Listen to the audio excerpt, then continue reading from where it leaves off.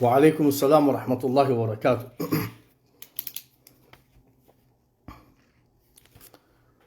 وعليكم السلام ورحمة الله وبركاته. وعليكم السلام ورحمة الله وبركاته. بقى نجاهن رفتن لهذا إن شاء الله شير قدا. وعليكم السلام ورحمة الله وبركاته. ما شاء الله.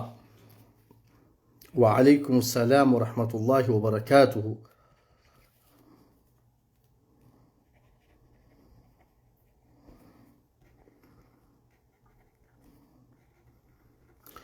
وعليكم السلام ورحمة الله وبركاته. بقى نجاهن رفتن. وعليكم السلام ورحمة الله وبركاته. وعليكم السلام ورحمة الله وبركاته. إن شاء الله شير قدا invite قدا سالين ديمي جرانين أركان إن شاء الله نيلين دوبا قرتي يرون أركان ني أمان دقيقة قبابدو تكا أركت دي دقيقة قبابدون أركت دي تانا خيستي دوبا قرتي وانين دوبا قرتي حواسا خياف بولين خياف إفا باسوك أبا وانجأو في دوبا قرتي خينا نسبي إن شاء الله. وعليكم السلام ورحمة الله وبركاته. لهذا بارك الله فيكم إن شاء الله نجل كمنا. وعليكم السلام ورحمة الله وبركاته.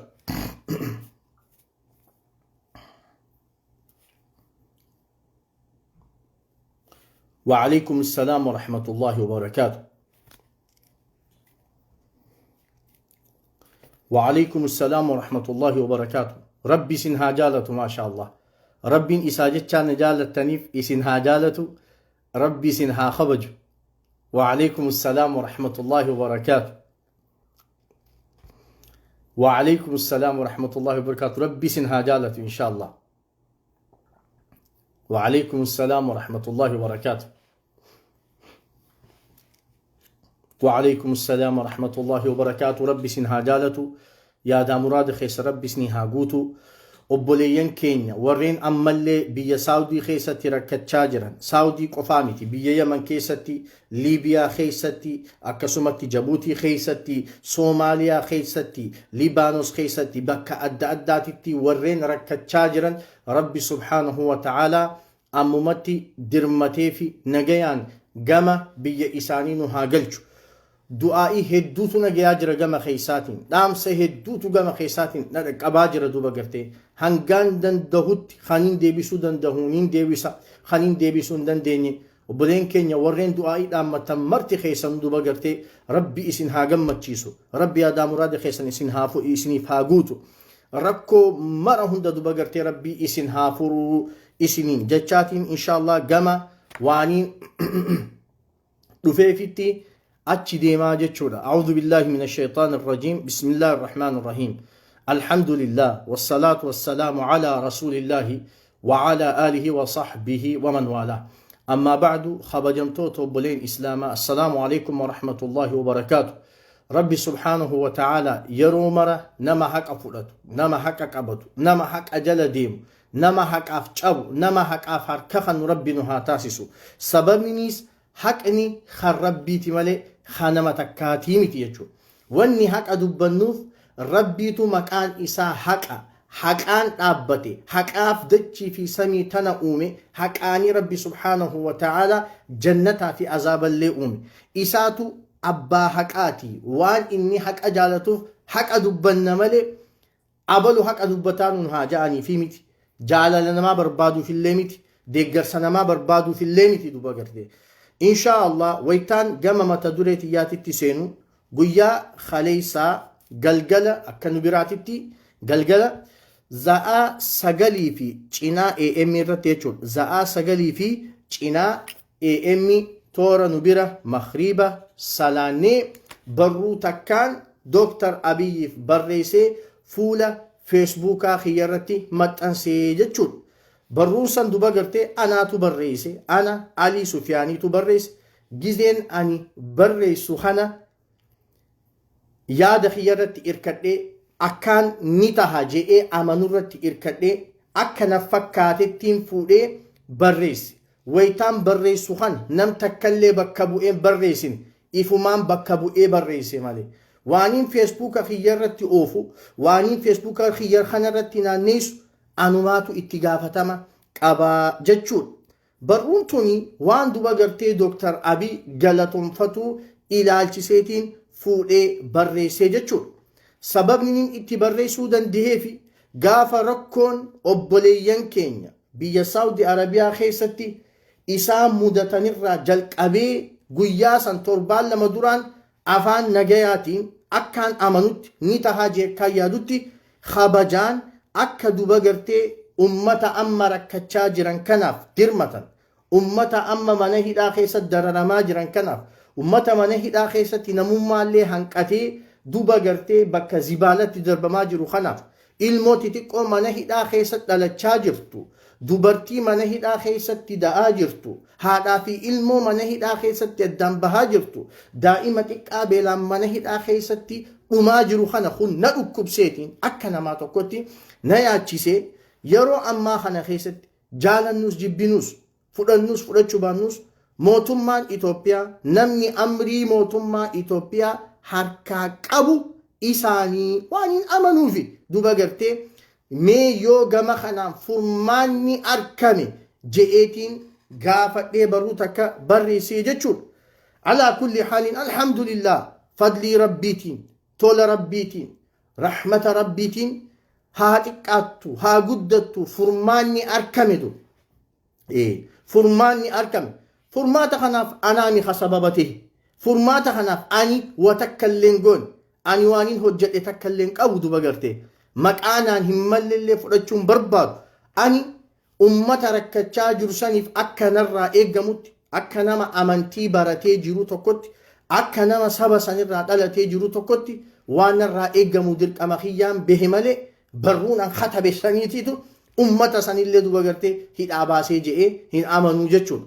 Fadlii fi rahmata rabbii guddaatiin furmaanni dhufe. Eegasi kan sababa tahe mootummaa kanaatiitu xayyaara isaatiin dhaqee fuudhee galchaa jira jechuudha. Galchaa jira jechuudha. Kanaa wajjin wal qabsiisee akkasuma ammallee rakkoon hin dhaabbanne obboleen keenya. Xayyaaraan namni hangi tokko gale jechuun rakkoon guutumaa guututti furmaata harkattee jechuu miti. Obboleeyyan keenya warreen biyya Liibiyaa keessatti bakka hamtuu sanu Liibiyaa keessatti rakkachaa jirutu jira obboleeyyan keenyatu. Obboleeyyan keenya warreen biyya Yaman keessa rakkachaa jirutu jira. Obboleeyyan keenya warreen biyya Libaanos keessatti rakkachaa jirutu jira. Meseeja gama keessaatti na dhufu waaniin irraa himee waaniin dhiisu hin qabu. Bolola rakkoo ummata kana furuudhaa waan hin qabuuftu. Ummanni kun akka ummata biraatitti nagayaan biyya isaaniititti galanii haa xiqqaattu haa guddattu jireenya namummaatillee haa jiraatan.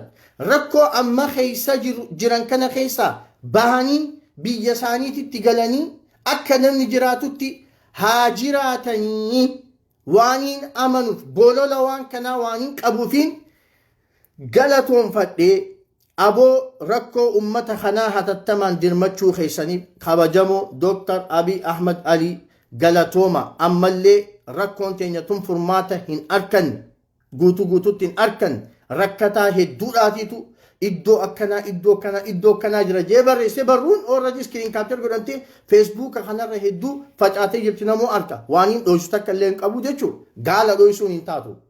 Gaala dho'isuun hin taatu. So gabaabdumatti wanni an itti fedhe bolola ummata Liibiyaa keessatti rakkachaa jiranii sanii furmaanni akka ammatti argamu waan hin barbaadu. Bolola ummata biyyoota adda addaa keessa rakkachaa jiranii ummata keenya. Ummanni kun hatattamaan namni isaaniif dirmatee akka biyya isaaniititti galu. Bolola akkasii waan hin qabuufiin barruusan barreessee jechuudha duba gartee. Silattuu namni biyya Itoophiyaa jedhamtu bulchaa jiru isaanii jechuudha. Namni ani itti dubbadhu, namni ani itti dubbachuu danda'u isaanitu. Amrii waan kanaa harkaa qabu isaan. Bolola waan kanaa waan hin qabuuf hin dubbadhu. Haa ta'u hawaasaan wajji jiraachaa jiru kana keessatti wanniin barreesse san akka biraa taatee argamteetu. Ilaalcha biraatiin fudhatamtee wayita argamte ani hawaasaa wajji jiraachaa jiru kan keessattuu magaalaa Minisootaa kana keessatti hawaasaa wajji jiraachaa jiru niin jaaladha, niin kabaja. Ilaalcha bareedaan qabaaf waan isaan naan ja'anillee niin dhagahatu. Wanti tun gizee waan biraa taatee argamte zanni hawaasaallee balleessuu hin barbaadu. An hawaasa kana wajjin jiraachaa jira. Kabajaa hawaasa kiyyaa eeguudhaaf dur ilaalcha hawaasa kanaa eeguudhaaf anilleen isaanumarraahi isaanis anumarraa waan ta'aniif kabajaa isaaniitiif jecha wayita duba gartee hayyuun dhufee na dubbate, aalimii dhufee na dubbate, beekaan dhufee na dubbate, waaniin anilleen isaaniin aalimoota kanaan hoogganamee deemuuf jecha nasihaa isaan naa dhaaman furadheetiin barruusan kaasee jechuudha duba gartee. Akka akkasitti naa hubattanii barbaadu. Gama biraatiin an bolees keessan Ali Sufiyaan ilaalcha siyaasaa kamirraa huwa badu waaniin hojjedhu amantii tiyyaafin hojjedhu. Waan amantiin tiyya itti na ajajuun hojjedhatu. Hawaasaafin dhaabbadha, hawaasaafin dalaga. Ilaalcha siyaasaa kamirraa duba gartee walaba ilaalcha siyaasaa tokkollee deeggaruuf barruu sanillee hin kaasne. Ammallee dhaaba siyaasaatiif ilaalcha siyaasaa sodaafillee barruusan hin kaasne. Wayitaan barreessullee ilaalcha siyaasaa hamuu deeggaruudhaafillee hin barreessine. Ani ilaalcha siyaasaa kamirraahuu walabaa zanniin badinaa wal dhagahuun nasihaa obboleessaa dhagahuun nasihaa nama duba gartee si dura jiru dhagahuun duba gartee kabaja si gooti malee sin xiqqeessitu. Inshaallah kana akka akkasitti naa hubattanii barbaadu. Ammaas hawaasa keenyaaf sagalee ta'uu hin lakkistu ni dubbanna. Rakkataa keenyaaf sagalee ni taana. Namummaa nu dhaggeeffama, namummaa qabna. Namummaaf hojjechuu irratti amantii teenyaatitu inshaallah itti nu ajajaa jechuudha. Namummaaf hojjechuu irratti amantiin teenya waan itti nu ajajuuf inshaallah hojjechuun dhiisnuun jaayoon haqa qunname rabbirraahi dogoggoros nafsiyaatiif shayxaanarraahi. Warreen duba gartee gama keessaatiin kabajaan dhuftanii nasihaa naa dhaamtan hundi keessanuu aalimman obboleeyyan hayyoonni galatooma ulfaadhaa khayr waliin nu haa deebisu. Assalaamu alaikum warahmatullahi wabarakatuh.